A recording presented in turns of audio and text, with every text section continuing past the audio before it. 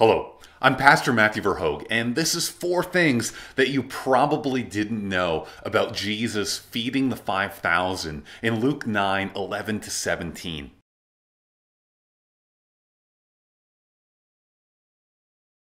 So this is a pretty familiar story to Christians. A large crowd comes to hear Jesus teaching, and Jesus tells his disciples to feed the crowd. And they're like, hey, we can't feed the crowd. There's way too many people. But then Jesus blesses the bread, breaks it, gives it to his disciples, and they all eat, and there's 12 baskets of broken pieces. Now that's what you know, but let's get to what maybe you didn't know. Jesus didn't feed the 5,000. Now I know what you're saying. This is Jesus feeding the 5,000.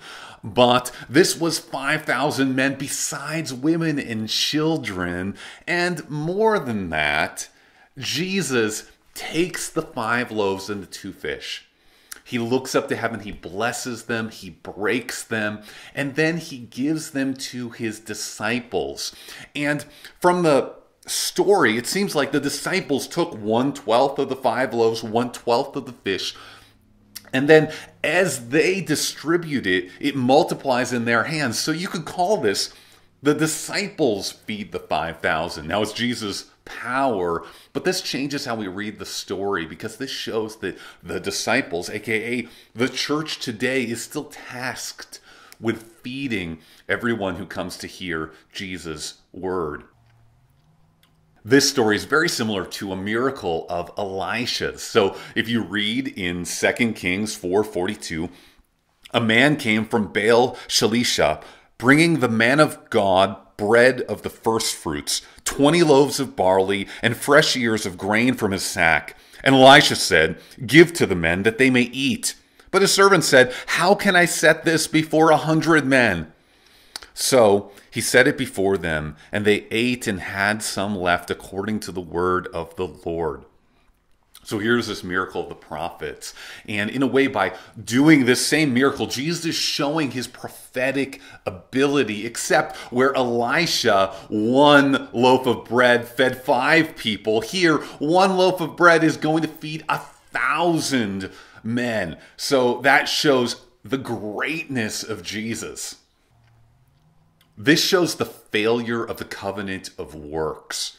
So back in Deuteronomy, God promised that he would give to them, he would bless the land. It would be a land flowing with milk and honey if they were obedient to the covenant. But lo and behold, they weren't. And so when Jesus feeds the 5,000, they don't have food because they are in a desolate place. We see the sad state of the promised land.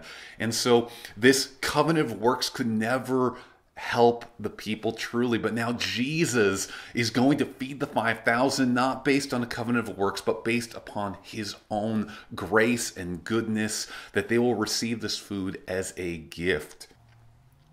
This feeding of the 5,000 points to the gospel. We see the gospel here because as Jesus takes the bread, he breaks it, he gives it to his disciples. The wording here is very similar to Jesus in the Lord's Supper, where he takes the bread, he breaks it, and distributes it to his disciples. By doing it this way, Jesus is showing that every time we take a meal, where we take it into ourselves, it reminds us of the truth that Christ, by faith, lives in us.